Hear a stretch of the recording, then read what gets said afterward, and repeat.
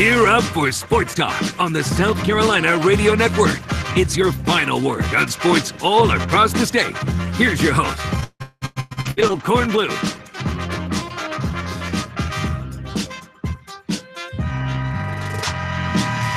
And good evening, everybody. Welcome back into Sports Talk South Carolina Radio Network on a Friday. So we check off another Friday. You realize 2 weeks from tonight, not sure about games on Thursday, but 2 weeks from tonight, your first Friday night of high school football in South Carolina. Seems like it gets earlier and earlier to us. Week 0, so that's just a couple of weeks away. USC put on the full pads today for the first time as they continued with their practice sessions. Clemson going out this evening for practice number 2.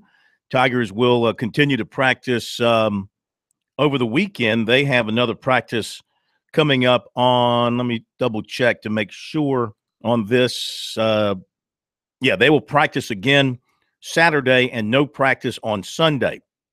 They're going out today from 6 till 8:30. No media availability there. USC is off tomorrow. The Gamecocks, of course, they've worked out 5 times already. And because they started earlier and with no two-a-days, they've got to have some built-in days off so that they don't exceed the maximum number of practices allowed. So they'll take tomorrow off, and then they'll practice again on Sunday. There'll be no media avail on that. They'll practice again on Monday. That'll be practice number 7. And again, the next media avail for USC, next time we'll hear from the Gamecocks, will be on Tuesday after practice number 8. But we will hear from Bryson Allen Williams tonight, Gamecock senior linebacker, looking to be a leader on what they hope will be a resurgent defense for the Gamecocks. He did have a good year last year. Second leading tackler with 75, 8.5 tackles for loss, and a couple of sacks. He hopes to be one of those guys coming off the edge, maybe using his speed and his guile to rack up more sacks this year. We'll hear from him. We'll also hear from the man right now who is the starting quarterback at Clemson, Kelly Bryant, as he is more than willing to step in and be the man who replaces the legend. And we'll see if he can go against the grain and not be in a position where you don't want to be the man that replaces the legend. You want to be that guy separated by maybe 1 or 2, but he's willing to step up in there, fight the competition, and be that guy. We'll hear from him tonight. You may or may not have heard the news that we today announced the newest member of the Sports Talk family, young man named Will Pelagic. You've heard Will on the show before. I won some barbecue from him a couple of years ago in a little gamble between our show and him over the USC-Missouri game. South Carolina came through like a champ, and we won some Missouri barbecue off of Mr. Pelagic. Now he'll be dining on South Carolina barbecue for many years to come. He is very excited about joining us here as a co-host of Sports Talk. He begins his duties at the network on Monday, and he'll join us for the first time in studio on the show Tuesday. But here at the bottom of the hour, we'll dial him up. He's making his way to South Carolina, moving his belongings to Columbia, and you'll get your chance to hear from him. We'll do a little Q&A with him, let you learn more about him and his background and what he's all about. I think you're going to love Will Pelagic here on Sports Talk for the many, many years to come that he will be here. David Shelton, will catch up with him in a few minutes. He's been out and about, of course, high school football practice. He's got his hands all over that. We'll chat with him about what he is hearing and seeing. High school football scrimmages are taking place, jamborees next week, and then again, the games, those who are playing week 0, the games crank up 2 weeks from tonight. George Bryan will be along, some birdies and bogeys around South Carolina. And, of course, we've got the WGC tournament taking place, the Bridgestone Invitational up at Firestone Country Club in Akron, Ohio. We'll update the leaderboard for you there in just a little bit. NASCAR this weekend, they are at Watkins Glen. We'll have the full Monty on NASCAR for you, too, in his regular time slot. Interesting that they are going to qualify and race on the same day. Now, I'm not sure that that's happened before. Maybe it has.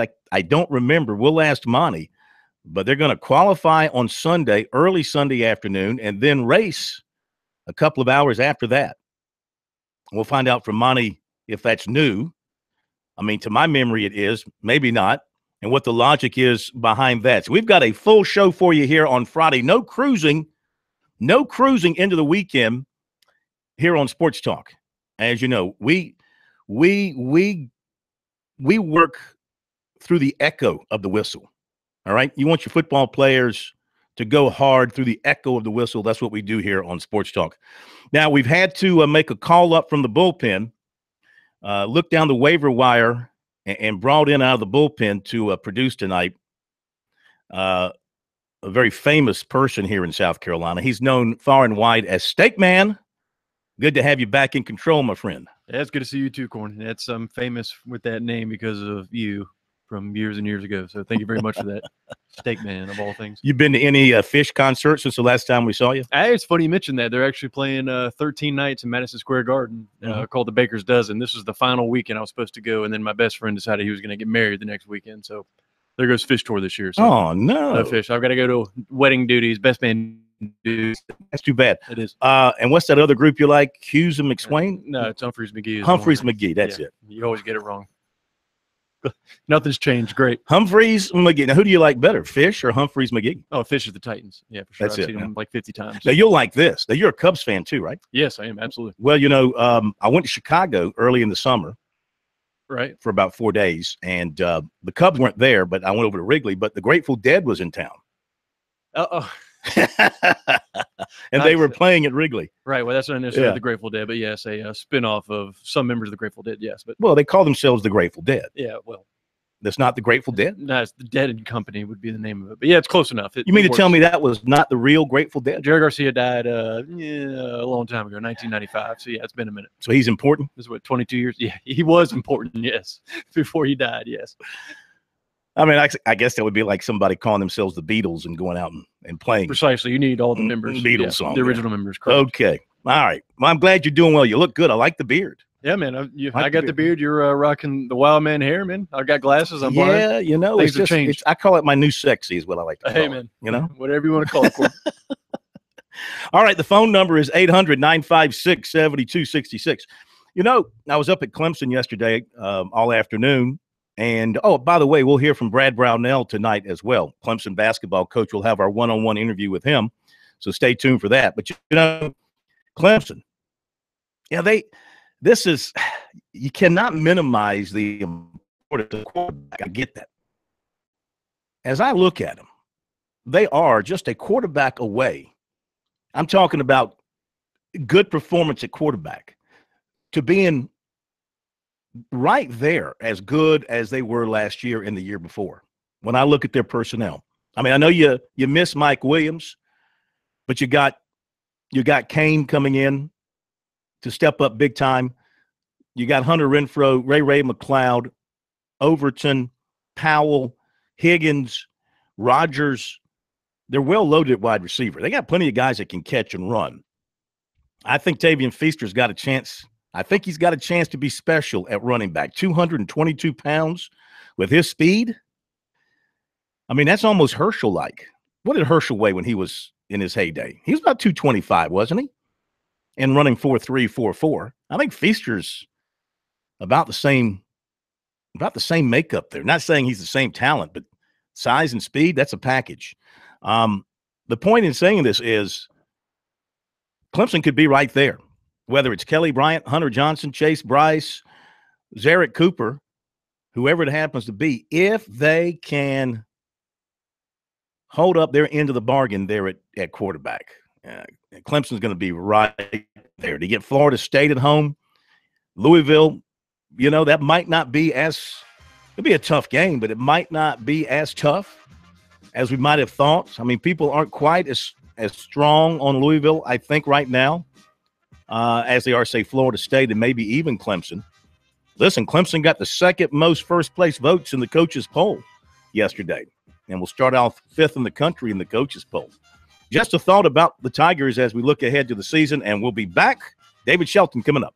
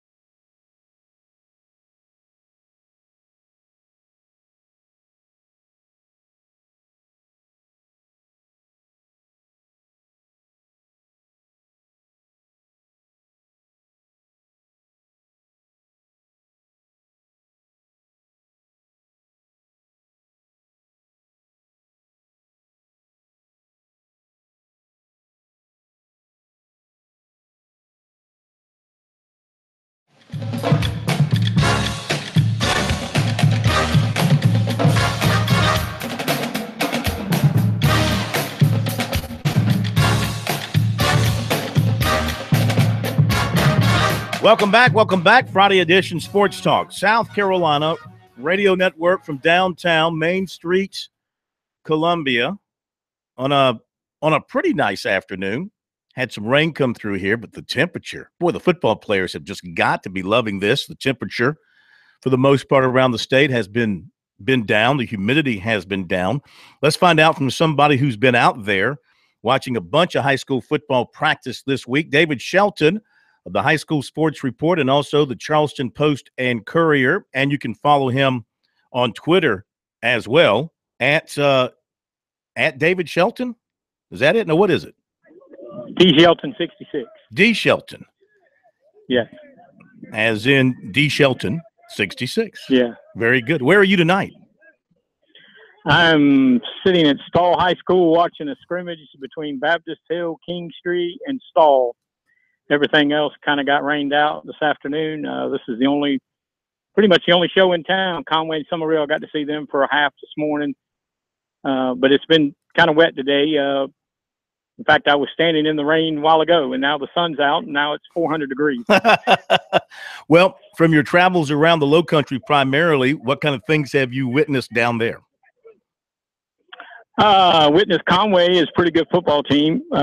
Good receiver. That Moody kid is really explosive, and Raekwon Neal is obviously one of the top prospects in the state at defensive end, and he made some plays today. Summerville looked a little sluggish, especially on the offensive line, but I think they're going to be okay. Berkeley, I think, is going to be good if they can get some consistency at quarterback. Fort Dorchester does have consistency at quarterback, and that's going to make them really good. Mm-hmm. But they got some athletes all over the field at Fort, so their offense is going to be really explosive once again. From what you've seen of Joyner in the preseason, does he look better than last year? No, he looks. I mean, from what I've seen, it just looks like the carry on. I mean, I think once you get into the games, when he turns it up quite a bit, turns it up a notch, so to speak. I think you'll see him, but he's going to be improved. He's just got to continue to grow, and he has put on some weight, which is good. He's over probably about 210 now, so I think he's going to be a lot stronger physically than he was last year. What are you hearing over Goose Creek way, and let's say over towards Wando? What's coming out of those camps? Goose Creek scrimmaged today and scrimmaged North Augusta, and it did not go well for the Gators. North Augusta, from what I was told, looked really good, scored several times. Goose Creek struggled offensively. I'm not sure what to make of Goose Creek. They made a lot of coaching changes. They're kind of changing their offense, getting out of the option. I don't know that that's going to be effective this year. Over at Wando, they've got a really good quarterback, Cale Lewis, a big 6'5" kid that can throw it. They got to find some skilled people around him, but they're going to be competitive. I think Jimmy's got a program now where they're going to be pretty solid. I don't know that they're going to be a 9-win team again, but I think they're going to be very competitive. Now, around the state, I don't know how much we trust callers when they call us and tell us about scrimmages and things like that, but we did have a caller, I think it was last night, tell us that Dutch Fork took it to Spartanburg pretty good in a scrimmage, I think yesterday. Did you hear anything about that? I heard they took it to him. I didn't hear. I heard Dutch Fork was very good, and I still think Spartanburg is going to be pretty good. I don't know that they're a top 5 team, but I think Spartanburg is going to be pretty good because Chris Miller will get that defense right. But you got to understand Dutch Fork is really, really good offensively, and they're going to be. I mean, Tom Knotts has got a machine rolling right now, and I would say them and Fort and Gaffney offensively are 3 of the best teams in 5A easily. Yeah, what are you hearing out of Gaffney's camp? Just the typical, they're very good offensively. Dennis Smith and Tyshawn Surratt, the quarterback receiver. They're going to be able to move the ball through the air. Their defense has been suspect the last couple of years, but I think they've got really good athletes, and I think they're going to – this could be a year where Gaffney makes a run. I'm not – I know the Sports Report, we had them ranked number 1. That wasn't my vote, but I think they're going to be a top 5 team. I still think Dutch Fork right now is the team to beat. And you know what? We're going to know a lot of stuff early because Dorman opens with Fort Dorchester, Spartanburg opens with Summerville, and then Summerville will also play Dutch Fork, and Fort Dorchester will play Dutch Fork. So you're going to see some early season match, not to mention when you see Gaffney and Spartanburg and all those teams in the upstate playing each other. Yeah, that's good for high school football in the state. Don't you agree? Even though some teams are going to have to travel across the state, getting these big boys together to play marquee matchups early in the year, I think that's just good for the build-up of the high school season.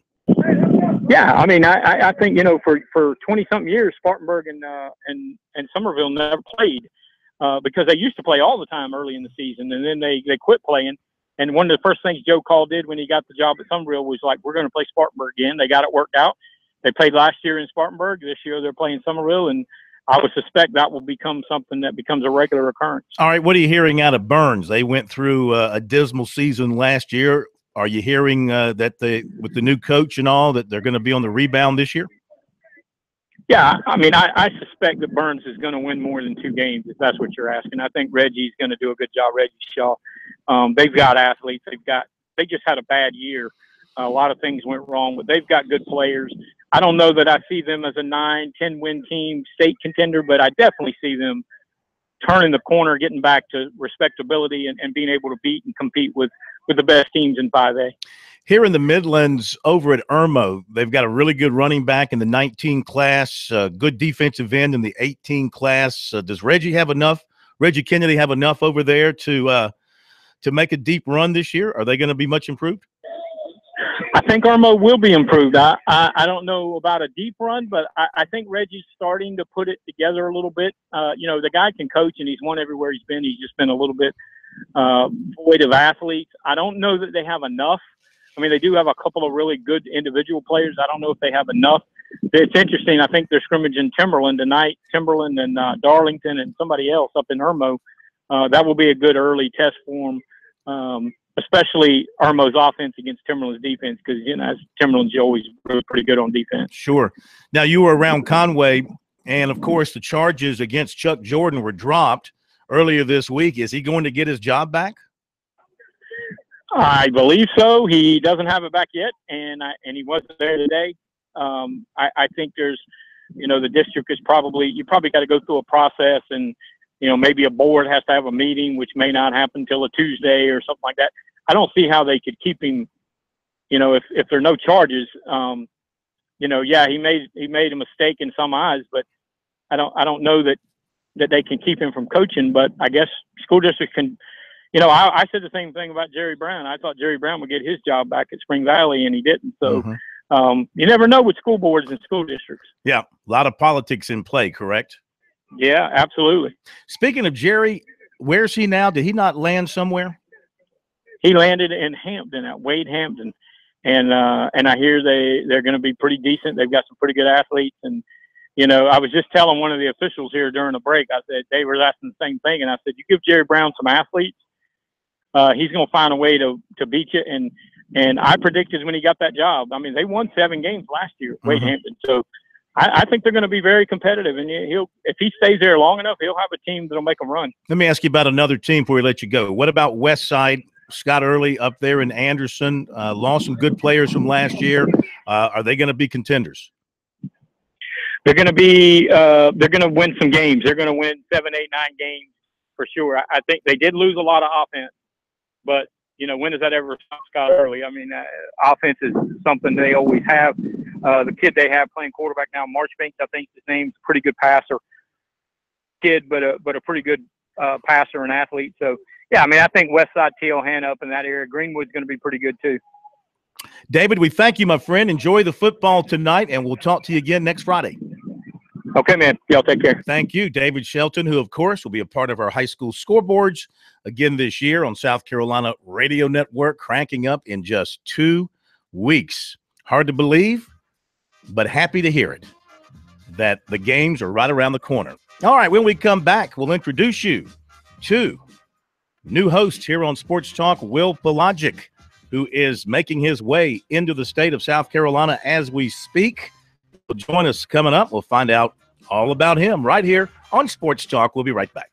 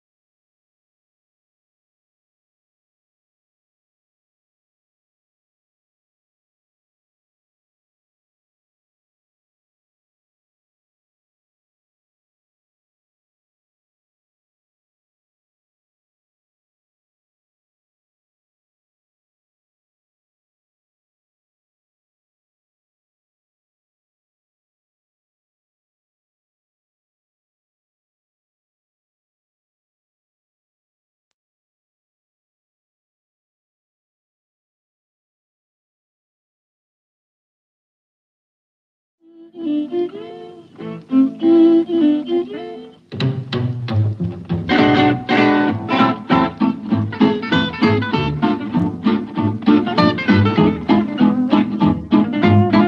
welcome back into Sports Talk, South Carolina Radio Network. From downtown Columbia, Phil Kornblut here on a Friday night.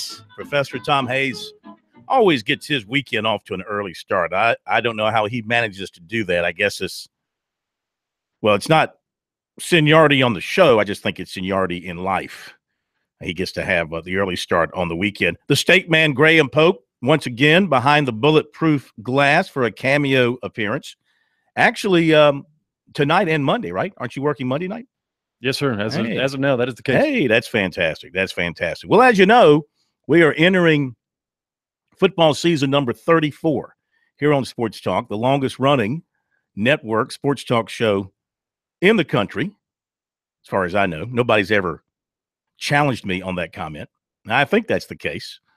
34 years coming up, and a new era of sports talk begins on Tuesday when we welcome Will Pelagic into our plush studios here on Main Street as the new co-host, along with yours truly and the professor, Tom Hayes. And Will is making his way towards Columbia, where he is setting up his new home, and he joins us here on the phone right now. And first of all, welcome to the Sports Talk family.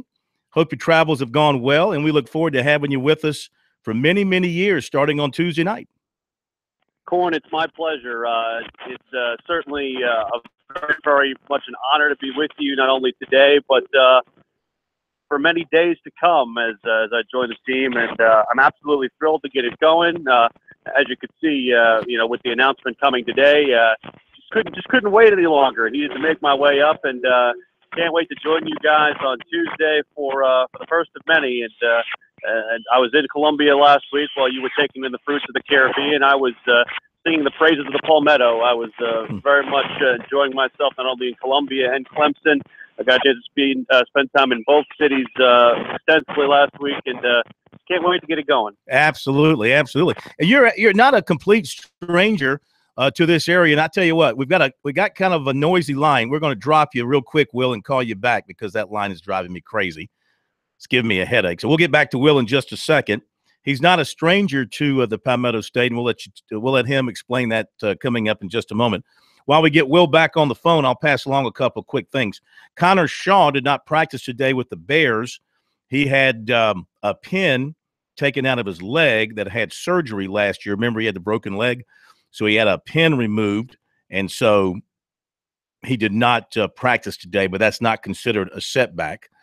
Asia Wilson, the USC star basketball player on the women's side, she was named today to the 2017 USA Basketball Women's Under-23 national team, 12-player roster.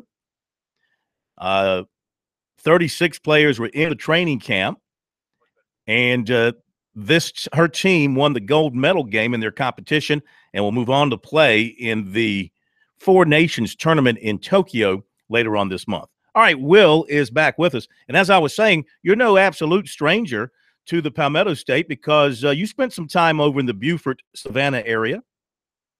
I did. I was able to, when the first year of my career, I was working for the Savannah Sand Gnats and living in South Carolina.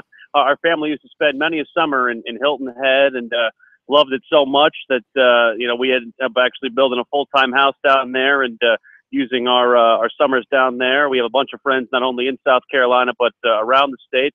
We've got very good family friends in Greenville as well. So we're well acquainted with South Carolina, and I'm very happy to be living there. So I'm definitely no stranger to not only seeing Gamecocks and Tigers, but also seeing them on the television and being a part of the state as well. Well, I wanted to use this interview tonight to get the introduction out of the way, because on Tuesday night at 6:06, when you join us, we're going to expect you to hit the ground running and be ready to go with the Gamecocks and the Tigers and everybody else around the state. So we're going to get the background and the introductions out of the way. So tell us about where you're from, a little bit about your history in the business, and what your goals are. Well, my my origins are from the Northeast originally. I was born in New York, but spent most of my childhood time in the state of Virginia, the Washington, D.C. area. Went to college at the University of Missouri, spent 4 great years there, and then 4 great postgraduate years after that, hosting for ESPN Radio there at KTGR in Columbia, which is where you made the aforementioned mention of the barbecue bet that we made in 2013 between USC and Mizzou, with USC coming out on top in that one. Connor Shaw comeback from down a couple of touchdowns and all the way into overtime. And basically from there, I went to work at SB Nation Radio, the network based out of Houston. They were formerly known as Yahoo Sports Radio, but then changed the branding over to SB Nation. And I was there for 3 years hosting a national show, not only collegiately football based, but NFL based. And now the pitch turns to South Carolina, and I couldn't be more excited. That's great. What do you consider to be your strengths when it comes to discussing sports? Do you consider yourself more of a collegiate guy, more of an NFL guy? What do you see as your strengths? Football, basketball, baseball, or do you consider yourself open for everything? It's kind of a potpourri. You know, I got my start, you know, in the business in baseball with minor league baseball specifically, and then thinking that I wanted to work my way up into the major league routes. But my career took a little bit of a different turn to the sports talk realm, and I've always loved football. I think I probably covered more college football in my career than NFL. Did more of the NFL stuff at the network level, but also did collegiate football with our rival Saturday show, and also hosting a show with former top pick Ryan Leaf as well, covering college football. So I've done a bit of both, but I'm ready to sink my teeth into 2 premier collegiate football programs. One in what I consider the best conference in America, and of course, it's not bad when you're following the defending national champions for a living. It's certainly going to be something that I'm itching for, that first game at Death Valley and that first game at Williams-Brice for both those teams. All right, so let's get this out of the way. Give me your favorite teams: football, basketball, baseball. Professionally speaking, of course, we gotta know what our rivalries. I'll tell you, mine, of course, are the Packers, the Yankees, and the Celtics. Now, some people think there's a common thread in picking those 3, and they refer to me as a front runner. Front runner in you, yeah, I know. I've exactly. been coached that you're a little bit of a front runner. Exactly. You know, I always root for America in wars, and I was a Muhammad Ali fan, and I rooted for Secretariat too. All right, so hold it against me. But well, how about I will you? say this about you being a Yankee fan. It's easy to root for the sun to come up every morning. You know, that's kind of something that's pretty easy to root for. Yeah. And I only say that as somebody who grew up rooting for the other team in the state of New York, the New York Mets. So we will already have that rivalry between the two of us. Basically, as one of my old friends put it, I rooted for all the wrong teams that were New York-based, between the Mets, the Jets, Islanders in hockey, and, of course, the Knicks, who have just been absolutely terrible since I was alive, with the exception of 1 year in '94 when John Starks couldn't hit a shot in Houston. But other than that, you know, I like the Redskins, too, when I lived in Virginia, and kind of like I said, I've been surrounded by futility. So if you have any regrets from bringing me onto the network, this is your last chance to dip out, because apparently misery follows me, and I'm not talking about the state. Yeah, yeah. So your fan base is basically centered on the New York teams. That's what you grew up rooting for. Mostly. Yeah. Okay. Very good. Well, you'll be in Columbia later on tonight and ready to move into your new digs and get set up. And then Monday morning, off and running here at the network, sports director for the South Carolina Radio Network. And then joining us on Tuesday night here on Sports Talk, your regular gig there.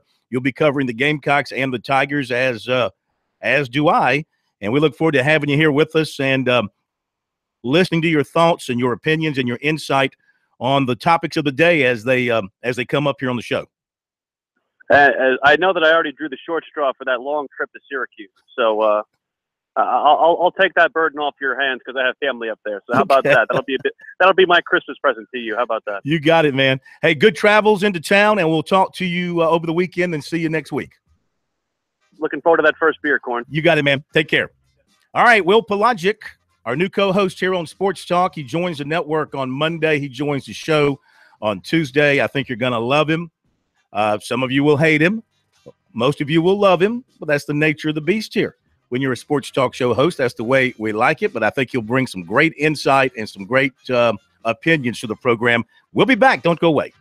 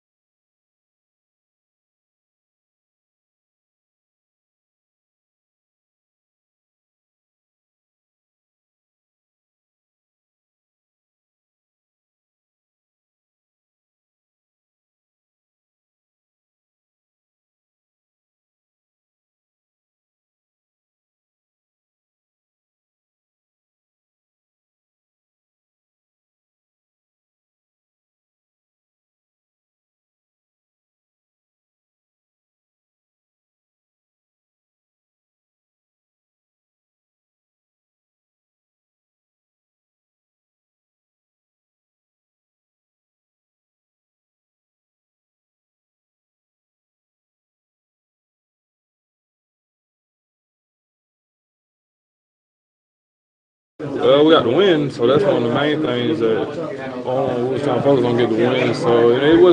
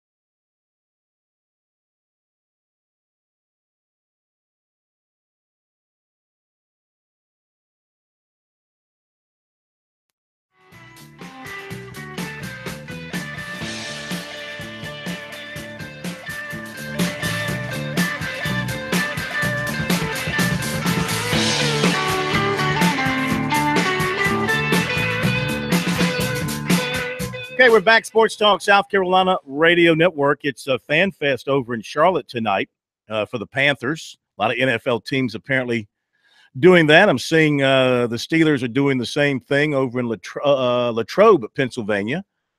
We've got thousands of their fans out to watch them workouts. And next week we'll be into a full schedule of NFL preseason games and counting those down till we get to the regular season of the NFL. Now, Clemson going back out tonight, practice 2 for the Tigers. Kelly Bryant, the man slated to be the man to replace the man at this particular time. We'll have to wait and see how the competition goes, how the performance works out when they get to the real games against Kent State, and most importantly, against Auburn. Kelly had a chance to talk with the media after last night's first practice and talked about being the man and kind of thinking like he is the man and carrying himself like he's the man. Yeah, that's something that I've been really focusing on over the offseason, just getting back to myself and just having fun with it, just getting that confidence. And, that's something that I'm trying to preach every day that I come out here, even in the meeting rooms and off the field, that have that confidence in my walk. It just helps me so much more when I have that confidence. I believe myself, and also the guys see I got that confidence in myself, and they can rally around it as well. You're embracing this QB competition in this fall. Is it kind of making your game better because you don't know if you're going to end up being the starter at the end?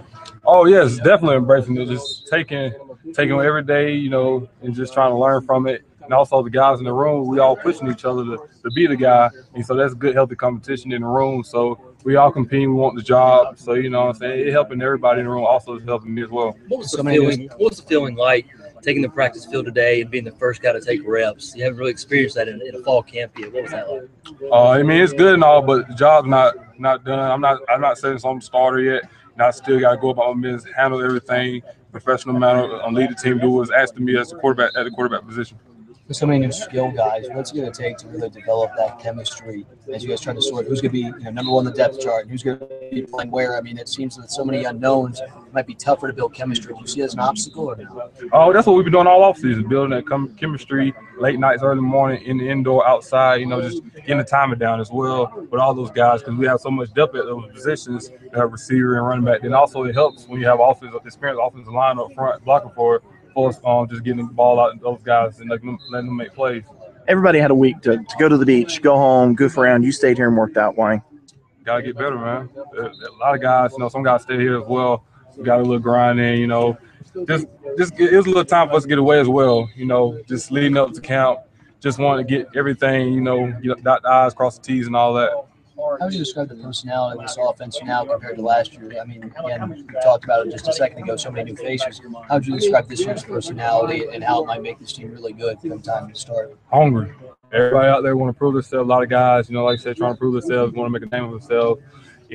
Last year was last year. Everybody want to talk about last year, but we feel the guys in the offense in those position rooms, they can do the same things as those guys last year, so we all hungry. Who are some of the other guys in the offense that you look towards for leadership and you seem taking a leadership role this year?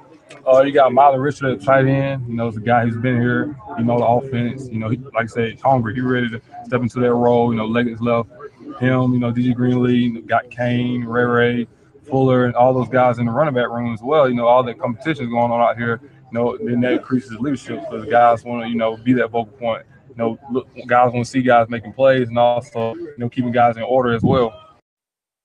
Bryant talking about this being his chance to show what he can do as the Tigers' starting quarterback. It's his job right now going in. He's coming off a season last year where he played in 4 games, had 39 snaps. He's taken exactly. He'll go in when he starts, assuming he starts against Kent State. The first snap he takes from center will be snap 101 of his career. He's had exactly 100 snaps as Clemson's quarterback. 13 of 18 passing, 1 interception for 75 yards, 1 touchdown in his career thus far. Running with the football, 35 carries for 178 yards, 5 yards per carry, and 3 touchdowns. So not a whole lot to hang your hat on there, historically speaking. But they feel like he's come a long way. They feel like he certainly is athletic enough, has the skills. The question is, can he reel it in to where he can be that pocket passer and sort of fight through that urge to want to just take off and run, which is what he has looked like as a quarterback in the brief time we've had a chance to see him play at Clemson. All right, now to recruiting on this Friday night. Talk to linebacker Dax Holyfield of Shelby, North Carolina. Very good player, of course, very highly recruited, but he narrowed his list to USC, Virginia Tech, North Carolina, Florida State, and Stanford. Those will be his 5 official visits. And right now, as far as a decision, it's going to be a while, probably not until the U.S. Army All-American game in January at the earliest. The only official he's got set up right now is September 16th, Florida State for the Miami game. He's also looking at September 30th for Virginia Tech for the Clemson game, North Carolina October 6th for the Notre Dame game, November 11th at USC for the Florida game.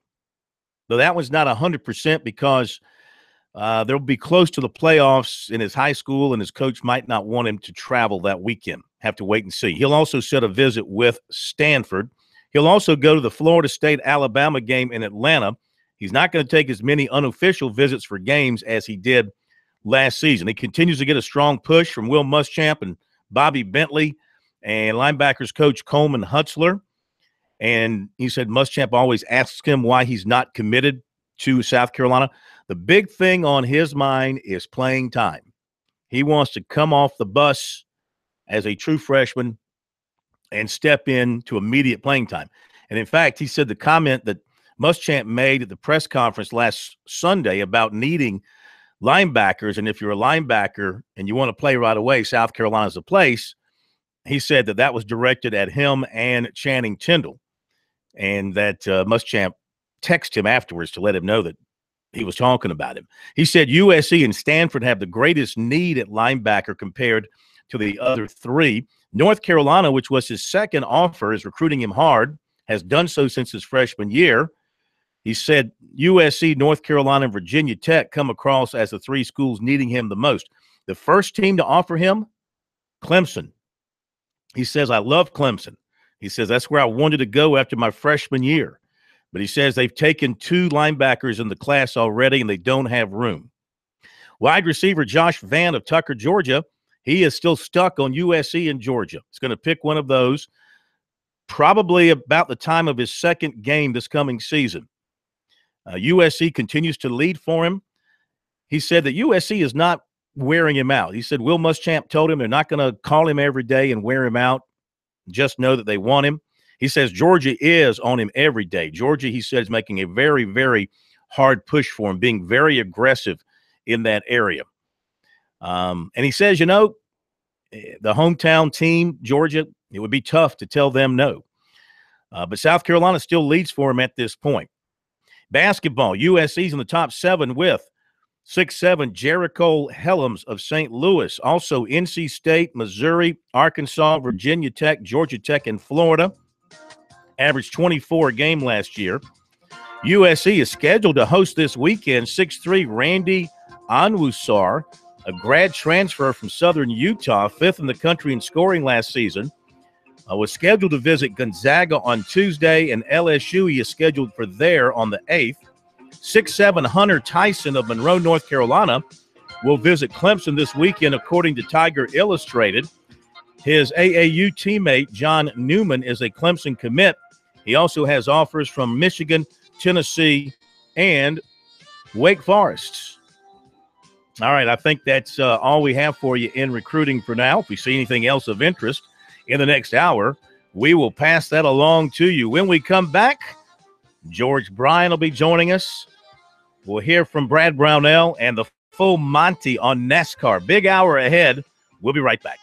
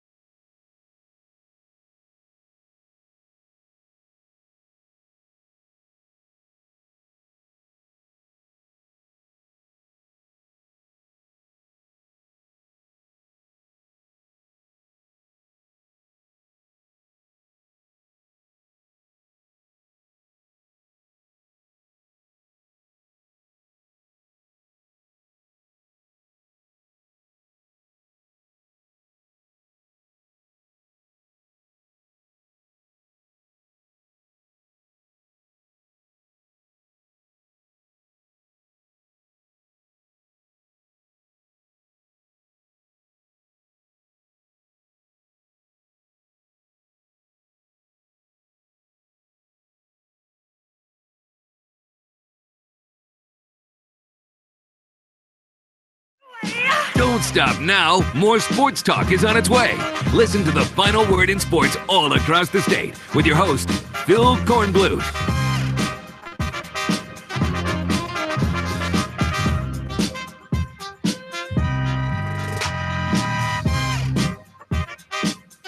Okay, we're back. It is Sports Talk on a Friday night. Been talking a lot of football. What goes great with football? Golf, of course, and NASCAR. We'll be talking about that coming up in just a moment. A little basketball, too, with Brad Brownell. And we'll hear from the Gamecocks, Bryson Allen Williams, coming up in a little bit, too. Want to drop in a couple of other quick recruiting notes, and then George Bryan. Back to football. Clemson in the top 8 with 2019 quarterback Bo Nix of Pinson, Alabama, Florida State, Georgia, Auburn, Florida, Ohio State, Alabama, LSU, the rest. And back to Randy Onwusor. Now I saw a report from an LSU reporter that he's at LSU today. The earlier reports had him scheduled for USC. I've never talked to him, never received a message back from him, so I can only go by what is being reported out there. So apparently he's not at USC today. Maybe he's coming in later in the weekend. He is at LSU today, according to this particular report. And there you go with that. And with that, we do know where George Bryan III is. He is up in Akron, Ohio, at the beautiful Firestone Country Club, the WGC event. It's the Bruce Stone Invitational, always one of the top events on the PGA Tour. And George is with us now here on Sports Talk. And how beautiful is it up there around the Firestone Country Club? Absolutely magnificent. It is. The TV is wonderful, but it doesn't quite do it justice, Phil. It's got there's definitely more hills and there's character, the hardwoods, and it's a lot of fun. It's tough, very difficult. This is golf country here too, and a little different kind of golf. They don't have our winners to celebrate, but the folks really love their golf here too. Yeah, and this is one of the events, and I guess I don't know how many there are on the PGA Tour, but it's one of the events where the same course is used year after year after year. Correct? I mean, they've been going to Firestone for decades, have they not? They have, and I don't know. I'm not current on the history of how it transitioned from the World Series to World Golf Championship. But the WGC, the World Golf Championship Series, it is a bit different. There is no cut here, and it's a very small field, smaller than the Masters even, which makes it extremely unique because there's not nearly as many players. Yeah. So and you can tell there's a different feel. My first event, my first WGC, so it'll probably take another couple of days to wrap my head around it, Phil. Yeah, and of course, it's the final tune-up before the final major, the PGA Championship. We'll talk about that in a moment. Jimmy Walker is 65, 7 under. Thomas Peters, he's at 5 under. Zach Johnson, Rory McIlroy, Hideki Matsuyama, they are at 4 under. Charlie Hoffman, Adam Hadwin, Russell Knox, Jordan Spieth, Jason Day, and Alex Noren, they are all at 3 under par. As far as some of the locals go, George, I will tell you that Bill Haas, a couple of 70s, he's at even. Kevin Kisner is 73 today, he's at even. Kyle Stanley is 74, he's +3. Dustin Johnson is 75 after a 68, he's +3. Wesley, back-to-back 72s, he's +4. And Russell Henley is 74. He's at 9 over. Also, Jordan, I'm sorry, want to mention that Bubba Watson is 74. He's 1 over. And Sergio is 71, +3. Matt Kuchar is 72, +3. Phil Mickelson is 72, +3. So what'd you think of the performances today? What kind of stood out in your mind from what you were able to see of the players? Well, Bubba played right behind, and who was in front, like that, playing really good? It was oh my goodness, Russell Knox. And so in front and behind, we watched a lot of golf. Bubba's hitting it everywhere. And I got to tell you, what an imagination he has. And he's in a good frame of mind, a little better than what I've noticed. I'll tell you somebody to watch too, Zach Johnson. He's definitely in a better frame of mind than I've noticed him all year. What wouldn't surprise me if he got hot. And this golf course, you can't really see it on TV, but it is incredibly narrow, extremely difficult, a nice tune-up for next week. Hey, I tell you, we're getting towards the end of the year, not a lot in this season, so playoffs are around the corner, but we got a couple of players. Ben Martin, I noticed at the Barracuda Championship, is in contention. Pulling for Ben, Clemson Tiger. You mentioned Kyle Stanley. And incidentally, Kyle moved back to Seattle. I just talked to him yesterday. And even though he visits, spent some time here in South Carolina, obviously went to Clemson. Yeah. He is back in Seattle. But pulling for Ben Martin, and he's in good shape now. I think I just saw he's 116 on the FedEx Cup. It's imperative to finish inside the top 125. So only 3 weeks left in the tour season. You know, I was going to mention the event, the Barracuda. They're using that limited Stableford scoring system. And I just realized something, George. All these years, you know, their scores are like for a round are like plus 14, plus 15, plus 16. I just realized all these years I've been playing golf, and I've been using the Stableford scoring system because my scores are usually plus 20, plus 25. So I've been using that system, didn't even realize it. You know, we modify. Once we start talking like this, the way our imaginations work, especially, I could see that coming, Phil. And, you know, I don't know that we have a chance to completely unwrap your imagination on this broadcast tonight. Yeah. We can keep on doing that next week. Yeah. Yeah. Now, hey, I just got a picture from Randolph. I got a high school buddy of mine, Randolph Smith. Wesley's locker is right near his, by the way. Yeah. And I will tell you that there is somebody. Teddy did such a good job a couple of weeks ago. Hefner, that is. Yeah. He got an invite to play at Quail. No, he did not. Hey, Phil, it came through me, so guess who else? I mean, we got to talk about this off the air. Yeah. Yeah. Speaking of Quail Hollow, have you seen the tee times for the first round next week? No, I haven't. I got. Tell me about it. I'll break the news to you. Wesley goes off on number 1 at 7:50 in the morning with Sue Kang and Dylan Fratelli. Oh, that'll be fun. I can't wait to watch them play. I hadn't seen that yet. Bill McGirt goes off at 8. Kyle Stanley at 8:10. Lucas Glover at 12:35. Then on number 10, Dustin Johnson goes off at 8:35 with Jason Day and Henrik Stenson. Scott Brown goes off at 9:05. Russell Henley at 12:50, and Bill Haas at 2 o'clock. And of course, the top pairing will be Sergio Garcia, Brooks Koepka, and Jordan Spieth, the 3 major winners this year. That'll be fun.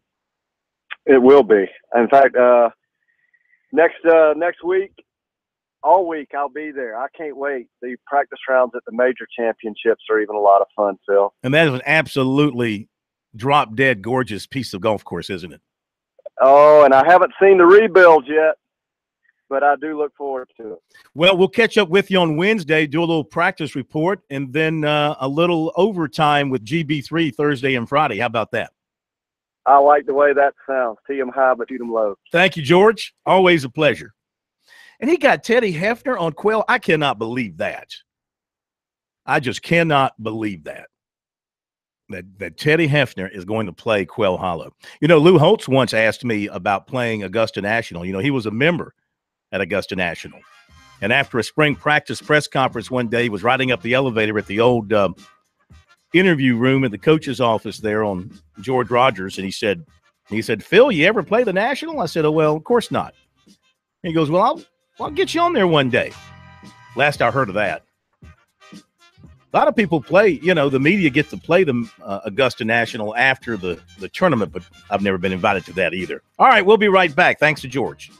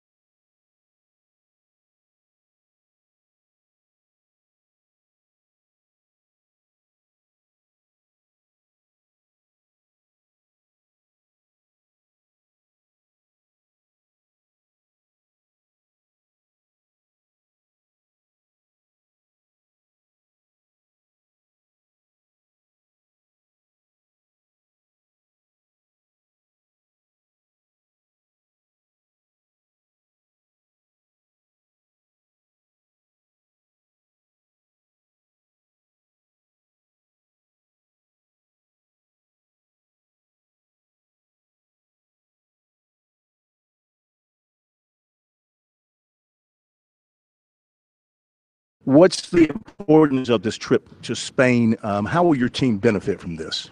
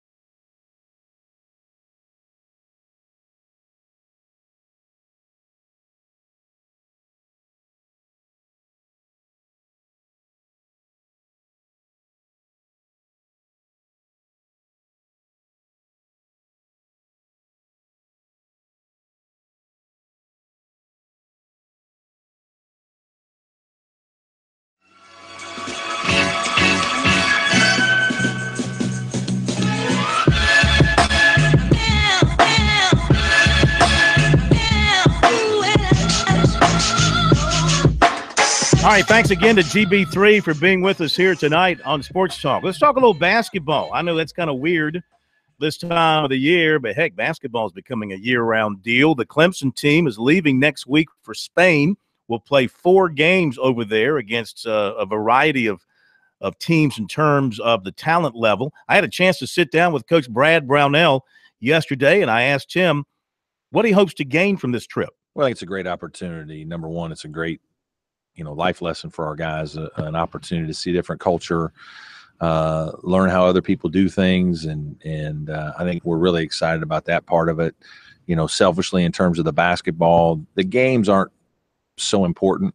I think it's nice for some guys, especially younger players that haven't played in games at the college level, to kind of get a feel for it. But I think the practices are what we as coaches really treasure. 10 days to practice to kind of see your guys in a different light, begin to put together the pieces of the team that you're going to have the next season, and obviously get a good early look at the newcomers. So we certainly appreciate that. And then the bond that is going to develop because of the trip, spending 10 days together, I think is something that is special. It was really, really good and beneficial to us when we went to Italy 4 years ago, and feel like that'll be extremely helpful during the season as well. Yeah, and you get this extra practice here before you go over there. What have you seen from your team and some of the newcomers as you watch them work out? Well, it's been fun because we have 5 new players, and we haven't had that many new guys in a while, especially that many young guys. We have 4 freshmen and 1 fifth-year transfer. And so with young guys comes a lot of youthful exuberance and enthusiasm that brings a lot of energy to practice. Now, they're not always running in the right place, but they're usually running. So that's good. It's been enjoyable to watch some of our older guys, the Dante Granthams and Shelton Mitchells and Gabe DeVoe's, become leaders in some ways. Jerron Blossom game is gone. He's been a leader here for several years and been our best player. And now to have those guys kind of come out from under his shadow, I think is really been fun for them, and it's been fun for our staff to watch those guys. So it's been good. We've gone at it pretty hard. We've tried to improve defensively. I think with young players, you're always worried about that. So we spent a lot of time working on our defense. Yeah, absolutely. The defensive thing was, I'm sure, a sore subject for you most of last year. You had a team that could score, and they loved to score, but maybe not so much dedicated to the defensive side. So have you been able to flip that? Well, we're trying. Some of it's the nature of the personality of your players. We have more offensive-minded guys, talented guys that can score the ball, and you saw that if you watched us play. And we averaged 75 points a game, but defensively we weren't quite as tough-minded. We weren't as physical as some teams of the past here at Clemson, and so we gave up more baskets as well. And so we certainly are trying to find a delicate balance between the two. We don't want to just be all one way or the other. The best teams are certainly both, and I think this team, that's the goal for this first 10 days, is to become more consistent defensively and then just build our camaraderie and try to get our new guys a little bit of experience. Is that just a matter of going individually to the players who don't maybe put the focus on defense as much as you'd like and say, look, if you're going to play, you're just going to have to pick it up defensively. It's within you, but you've just got to pick up these fundamentals and make it happen? There's a little bit of that, absolutely, and some of it's depth, having enough guys that you can play at a level, at an effort level that you need to be successful defensively. Obviously, our league is so good. There's talented players, and you can defend pretty well on certain possessions, and they're still going to score, make tough shots. Pros make plays over top of you, but some of the effort plays or miscues in terms of either whether it be a personnel decision or whether it be just strategy can really cost you if you're not consistent in your habits. And I think really what we're trying to do is just build better habits. I think we got a better feel from some of the guys. We had 3 transfers play last year that were all talented offensive players and maybe weren't as good defensively as they needed to be. And now as they're a little more experienced now as juniors, I think we're hopeful that their focus will be a little bit more to that end of the floor because they're now already comfortable on the offensive end. You have a couple of other transfers in this year's group. What have you seen from them, and how can they help you immediately? Yeah, Mark Donnell, David Scara. Mark Donnell's a 5th-year transfer from Michigan who has good size, 6'9", 235, and he can step out and shoot the ball. And he's been a part of a winning program. He has a nice presence about him. And we just feel like with he and Eli, we now have 2 big, solid, strong interior players that can really help us defensively at the rim and then offensively in a couple different ways. David Scar is kind of a versatile wing player that can guard really 1 through 4. Pretty good athlete, very good lateral quickness, good intelligence, and a guy who's improving offensively. So we really like his versatility, think he can play with a lot of different players and, again, provide a little bit of a defensive spark to us with his athleticism and size.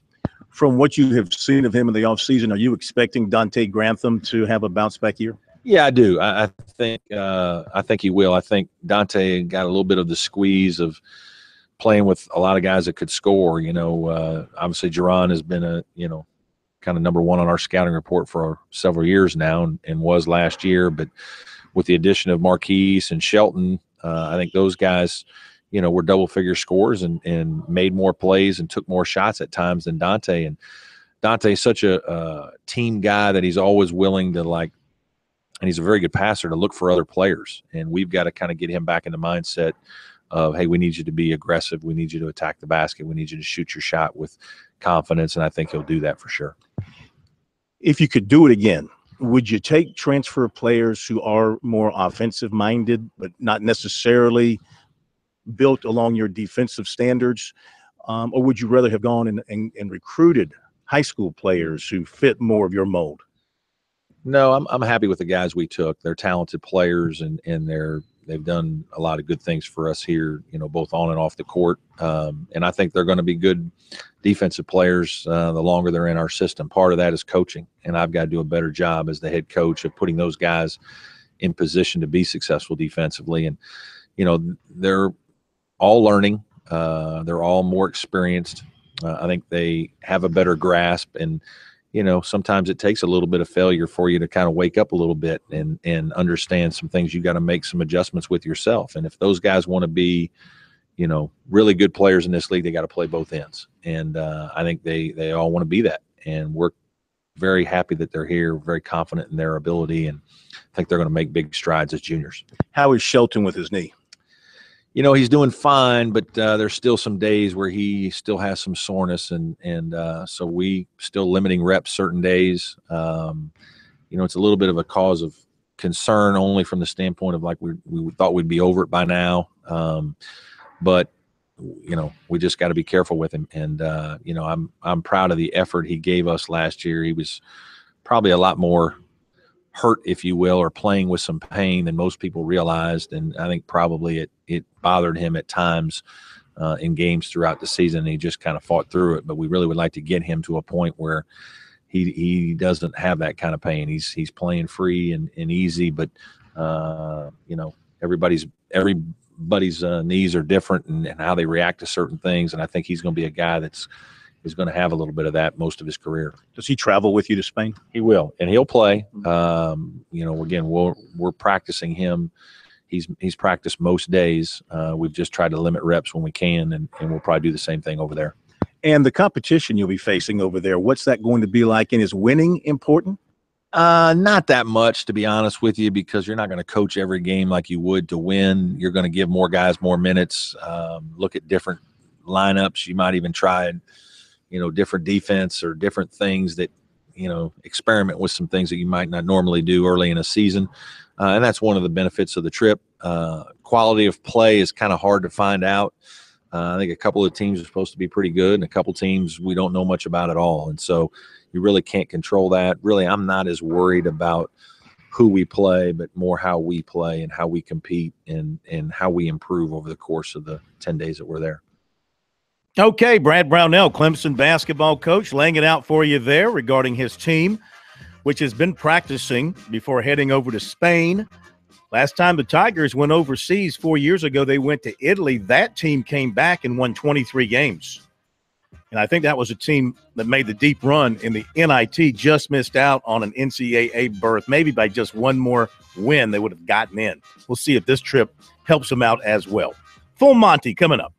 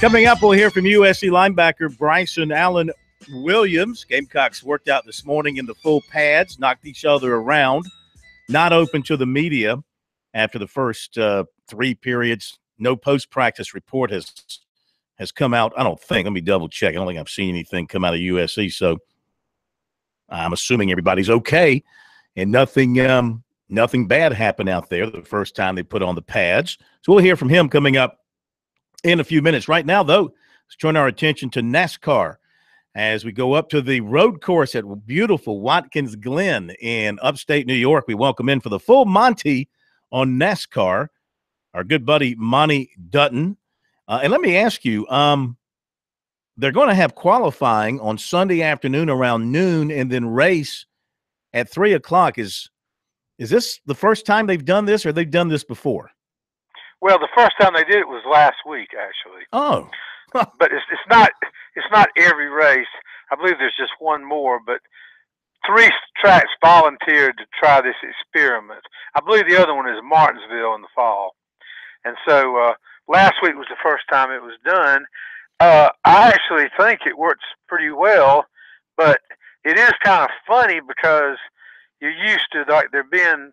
Like when I'm sitting around the house working on editing a book or something, I'm used to there being NASCAR coverage on TV on Friday. Right. And I'm sure if more people were like me and had it on their TV, it probably would still be going on. But I actually think when I was a kid, and I went to short track NASCAR races like at Greenville Pickens, they would do it that way. They would have qualifying, and then they'd have the race. And of course, that's a long time ago, but I don't think it's such a bad idea. I think that if you accept the notion that perhaps the sport is a little bit overexposed, whoever heard of a sport where they not only they show practice, Yeah. Well, maybe in Alabama, I'm not sure. Right. But yeah, that's true. So you think this could be norm? Well, I think what nobody wants to talk about is I think that a lot of these things are, you don't really have to be a genius to know that if attendance is down and television ratings are down, they're still making a whole lot of money from television. But I think that, people have budgets that are predicated on this much money. I think it's a way to save some money. I also think a way to save some money is to let your veteran driver like Matt Kenseth or Kurt Busch go and sign a bright young kid, and who the contract's going to probably cost you a lot less. So I think that there's a lot of areas in racing where they don't want to call it an austerity kick, but that's exactly what it is, and it makes and of course it is, because it just look at the way things are going. Why not just do away with qualifying altogether? Why not just line them up by points, reward teams for their performance week in and week out, line them up by the points, save that money on tires and everything else that goes into qualifying, just do away with it. Well, there's a lot of things we could talk about, but the fact of the matter is that I've said for a good while that NASCAR manages stock car racing. Television really runs it, and so if TV doesn't want to have qualifying, they'll probably stop having it. But I haven't heard it. That's one rumor I have not heard. All right, very good. I got a chance to talk with Martin Truex Jr. over in Florence earlier this week. What a truly nice guy, and I suggested to junior fans when he hangs it up at the end of the year, if you're looking for somebody to root for, you could jump on that Martin Truex Jr. bandwagon, because he's a very talented driver, got a hot team, and he's a really nice guy. He is he was a one-time sort of protege of Junior. He succeeded when Junior moved up the Cup. Truex moved in and won Busch Series afterwards, and they were longtime buddies for one thing. But you're absolutely right. He is one of the most unaffected and just friendly, guys around. I think he's an extremely likable personality. He doesn't have he's a guy who is obviously a great driver, who is obviously a great competitor. But frankly, when you chat with him, you would never know it. He just seems like a type guy that, would say, let's go up and watch the Fireflies play tonight.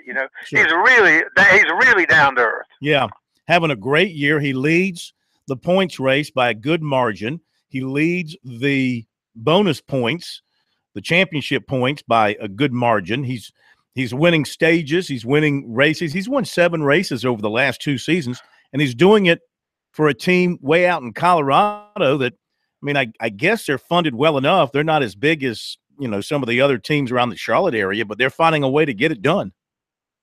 Well, they're one of those. They're sort of a satellite team. First of all, they have a lot of they use their basic cars and engines, and the pit crew, most controversial a week ago, are provided by Joe Gibbs Racing. Now, that doesn't mean that Joe Gibbs Racing expects them to outperform it, and so there's no question it's a great story. Yeah. But in this day and age, it's very hard to proclaim any team as being a great underdog because there's so many. Like for instance, Dale Earnhardt Jr.'s in Xfinity Series team, Junior Motorsports. Well, that's really almost completely a part of Hendrick Motorsports. It's sort of Hendrick Motorsports operation. So it's just like the rest of the world. It's just like I remember, it's like you could go and everything is intertwined. Mm-hmm. You can't. There's nothing. In this day and age, the bottled water you're drinking may be produced by a conglomerate that normally makes tanks for the Army. Let's hope not. Now, Where do you think Kurt Busch lands for next year? I think that's tough to say because, again, there's a lot of things that it always seems to me that everybody just nods and says the story, but, the plight that Matt Kenseth and Kurt Busch are in is that they is a plight that normal Americans know.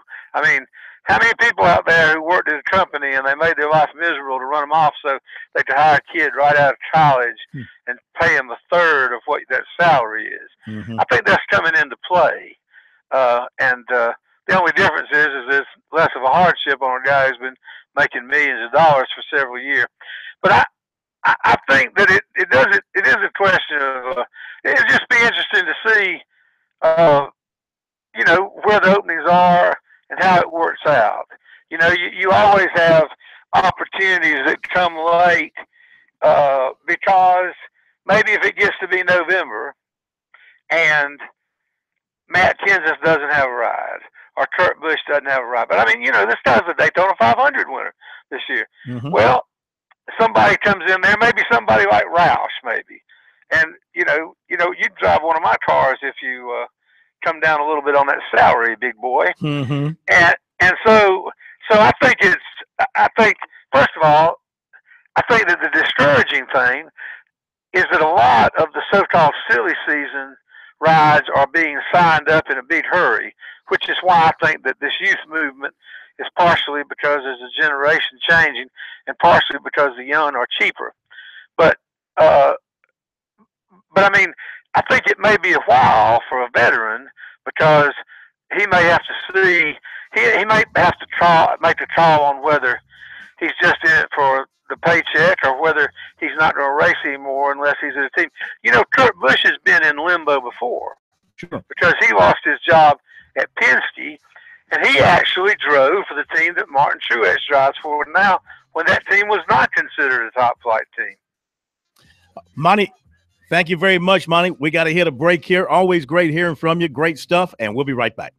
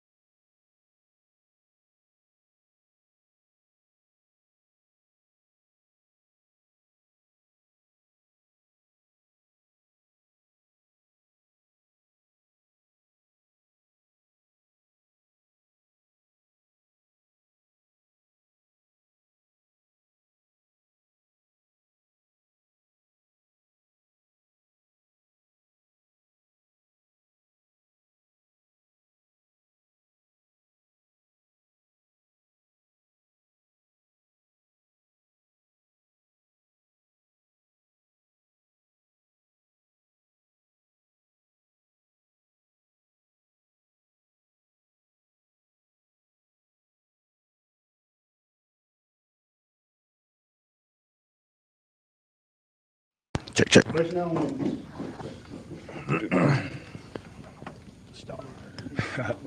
So we're excited. We're doing a lot of growing. We're excited.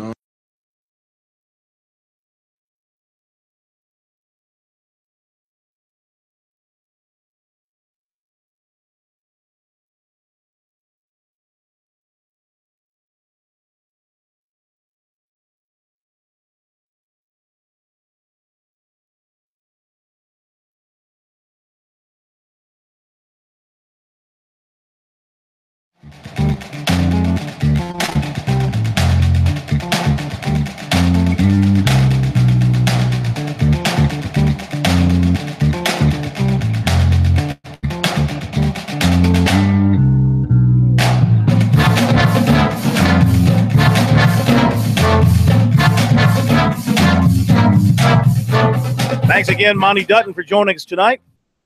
Full Monty on NASCAR. I didn't realize that they had done that qualifying on Sunday last week. I was out of the loop. Where did they race last week? Last week was Pocono. Yeah, so I was still out of the loop. Did not realize that. I'm glad he pointed that out. We'll see if NASCAR decides to stick with that moving forward. All right, back to football here in our final few minutes together this week. USC practicing in full pads today. Of course, offense sounds like things are looking pretty good. On the offensive side, defense, that's the big question for USC. Can they get the defense up to SEC standards? You heard from Travaris Robinson yesterday. Last night we had T-Rob talking about it. Sounds like he feels better about the defense, a little more confident. Guys are flying around, not having to think so much, more read and react rather than look and think and then react, which saves you some time. Bryson Allen Williams, senior linebacker, should have a big year, 75 tackles last year, 8.5 tackles for loss, a couple of sacks. We talked with him yesterday about the defense, how things had gone so far in practice and what he was seeing as far as this defense maybe taking that step forward to becoming a real solid SEC defense. We're excited. We're doing a lot of growing, a lot of maturing on the field. A lot of guys are getting better. So that's the biggest thing. Tomorrow is going to really be, the first test. We got cock drills, so, one-on-one. And we're going to really show, who wants to be out there. Because much time, he's been, really preaching our toughness. And you really see every day, day by day, we're getting a little bit better at that. So just continue to grow and continue to get better. You guys already challenging each other. Oh, yeah, definitely. Competition, competing against guys like Hayden, Jacob, Kill Pollard every day, Zach Bailey, offensive line. We're making each other better. So, what's it like having Sky out there again? He's just a dominant player. He's a playmaker, very instinctive. He goes to get the ball, see ball, get ball, and he brings another playmaker to our defense. Working with the Bucs a lot. What do you see out of Dennis Wanham? Oh yeah, he's a technician. He has great hands, great feet, great size. And I just can't wait for him to play this year. A lot of people don't really know about him. They're going to get to know about him. So. Do you feel like that may be something that a lot of people say about the entire defense outside of yourself and Sky? Yeah, it's just seeing, with the pads on, guys are, you can really see how physical guys are. And, we got a lot of people on our defense that, a lot of people don't know about, but, in the season coming around, they'll get to know about them. Through the offseason, what did you kind of focus on the most in terms of your pass rush? Hands and feet, using my speed and, being able to get to the edge on bigger guys. I'm not the biggest guy, but, speed to power can be anybody. So being able to, use my quickness and really play the chess game with offensive linemen. A lot of guys really don't, when they see a smaller guy, they just think speed. But being able to turn that speed into power and then mix it up with guys is going to really help me out a lot. Help our defense out a lot. What's the biggest difference between this year's camp and last year, now that you guys are more familiar with Muschamp? We just know that we know what his standard is. We know every day we got to come prepared. We got to come ready to work. We can't have any off days, can't have any lax days, because those are the days that, coach is going to get on us. And, we don't want to have that. So, we know us seniors, we got to take it upon ourselves to, really motivate the team. When we look a little sluggish out there, we got to tell guys, let's pick it up. We know what our goals are. We know we're trying to achieve, and we got to go get it. How has Chris Lamont's approached this offseason and this season? Chris is a real physical guy. He's a bigger he got a little bit bigger, put on a little bit size, and he's dominant. He's going to be a dominant playmaker for us too. We got a lot, like I said, we got a lot of guys that a lot of people aren't talking about, but we just ready to get the season started and go out and make plays. Okay, Bryson Allen Williams from USC. So once again, for the weekend coming up, as far as the Gamecocks are concerned, no practice tomorrow, a scheduled day off. They will practice again on Sunday, going out at 2:50 in the afternoon. There'll be no media avail. Practice again on Monday, 9 in the morning. That'll be practice number 7. The next media avail will be Tuesday. After practice number 8, we'll hear from Brian McClendon, the receivers coach.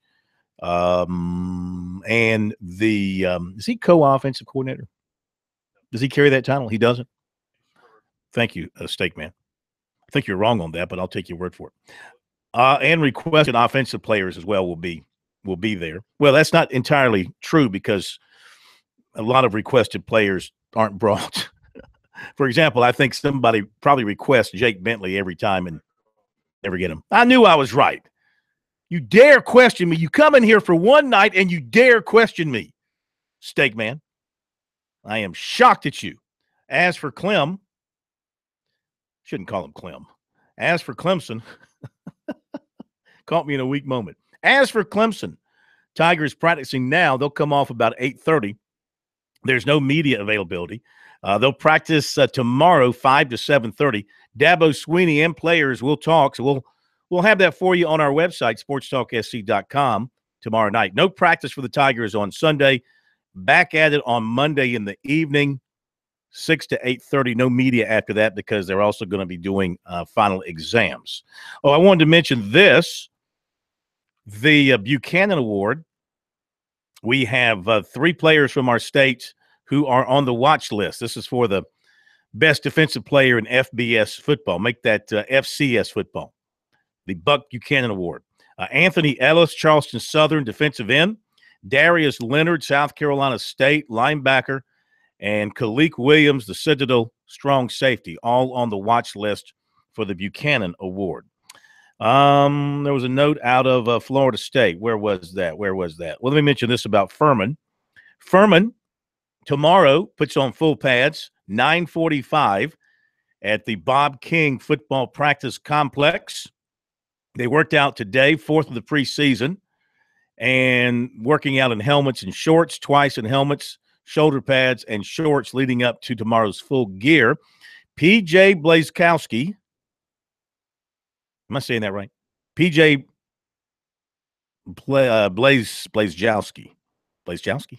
P.J. has gotten the bulk of the work at quarterback. P.J. Blazkowski. Redshirt junior Harris Roberts and freshman Jamar Lincoln also getting snaps. Blazkowski's been around for a while. He's thrown for 2,841 yards, 14 touchdowns last 3 seasons. Here's an interesting little note. Go back here and find it. Jamar Lincoln, freshman at Furman. He's the nephew of one of the great defensive backs of all time. Can you guess who that is, State Man? Hall of Fame.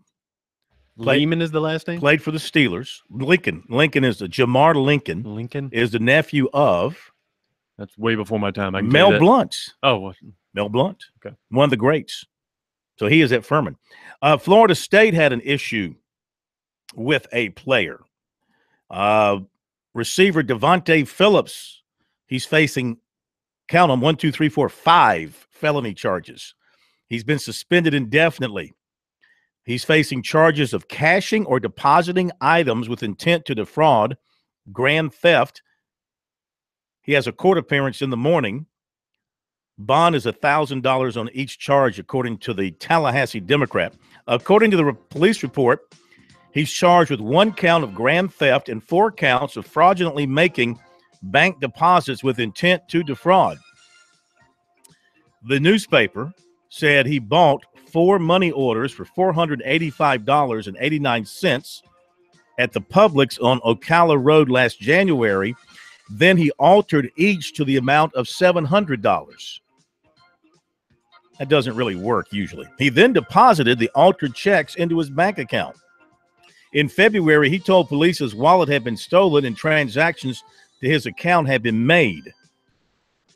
The Democrat revealed 14 transactions back on January 19th. So he's got a problem there. Hey, Steak Man, thank you so much. Always great seeing you. You have a great weekend.